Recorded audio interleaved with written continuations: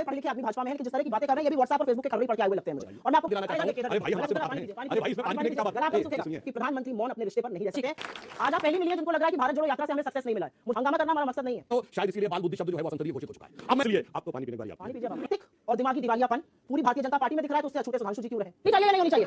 और सबसे बढ़िया होनी चाहिए, नहीं होनी चाहिए। क्या प्रधानमंत्री मौनी बाबा बन जाएंगे? जवाब आपको देना पड़ेगा। हां बिल्कुल। अरे भाई आप अपने रिटर्न पे निहायत ही घटिया, बहुत ही घटिया और शर्मनाक भाषण इन्होंने यहाँ पे दिया। और मेरा धर्म सनातन है और हिंदू है पहचान, और हाथ उठाकर बोलो बोलो जय श्री राम।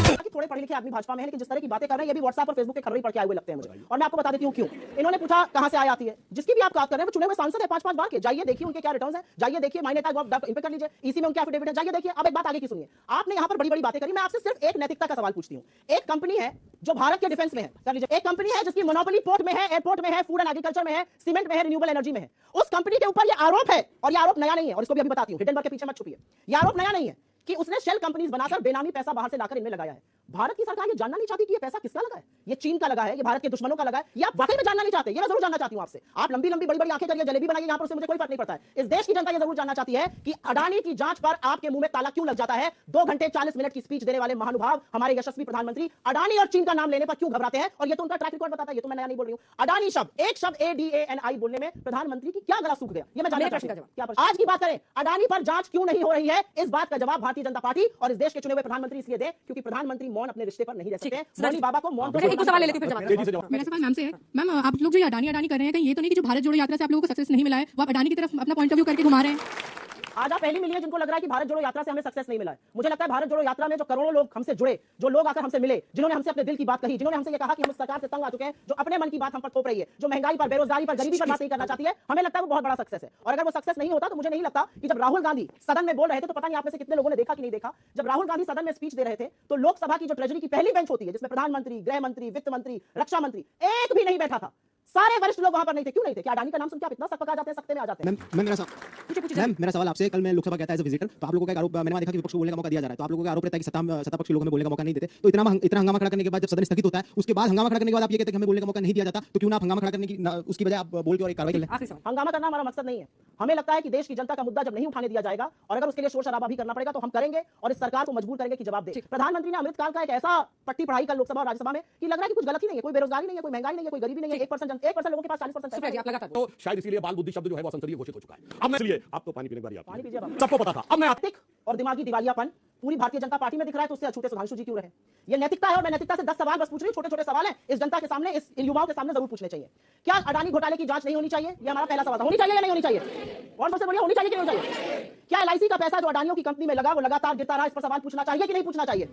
क्या SBI व दूसरे बैंकों ने जो अडानी को 82,000 करोड़ रुपए दिए उस पर सवाल पूछना चाहिए या नहीं पूछना चाहिए? क्या ये नहीं पूछना चाहिए कि शेयरों के 32% से ज्यादा गिर जाने के बावजूद LIC और SBI को नुकसान हुआ अडानी में, उसके बावजूद इन्होंने FPO में 525 करोड़ क्यों लगाए? ये हमारा सवाल था। हमारा सवाल था कि 1 लाख करोड़ नष्ट हो गए LIC और SBI के मिलाकर, इस पर सदन में चर्चा होनी चाहिए कि नहीं होनी चाहिए? कौन है LIC के लोग? 30 करोड़ लोग हिंदुस्तान में LIC की पॉलिसी खरीदते हैं, 45 करोड़ जो अकाउंट होल्डर है SBI के वो गवर्नमेंट बैंक है। अगर पार्लियामेंट नहीं सवाल पूछेगा तो कौन पूछेगा? क्या यह पूछा जाना चाहिए कि नहीं चाहिए कि $8 बिलियन से जिस व्यक्ति की आमदनी $140 बिलियन हो गई, उसके बचाव में सारी सरकार उतरी पड़ी है, सांसद उतरे पड़े? अरे अपनी सरकार का बचाव करिए, अडानी के बचाव में क्या उतरे पड़े तब?